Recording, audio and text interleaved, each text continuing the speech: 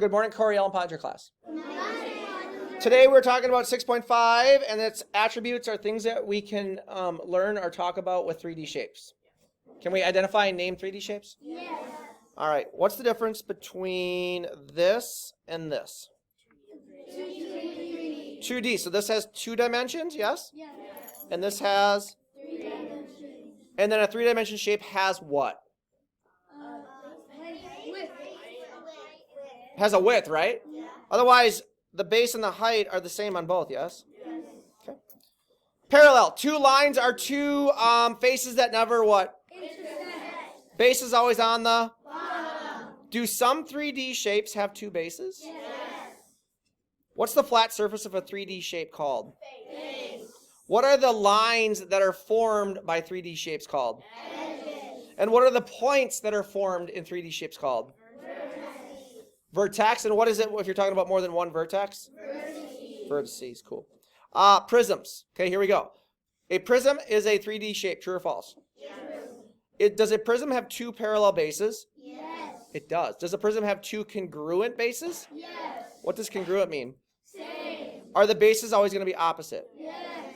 Finally, we name prisms after their... Bases. So if it's a rectangle base, it's called a rectangular. Prism. If it's a triangle base, it's called a... Triangular prism. Pyramids are also 3D shapes. True or false?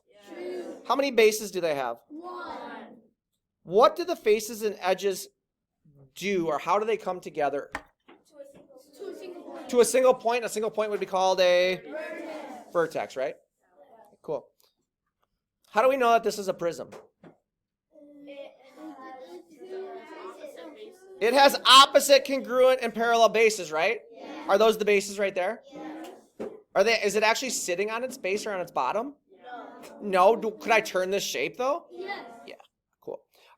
If I were to ask you what this is, or what this is, or what this is, or what this is, you would say these are all what? Edges. Edges. If I were to ask you what these points are called, you would say these points are all called Vertices. vertex or vertices, right? And then if I asked you, I'll zoom in on this, what is like this thing called, or what is the bottom of this thing called, or what is this whole side called? What are those called? Those are called faces, right? Yeah. Are you able to count them? Yeah.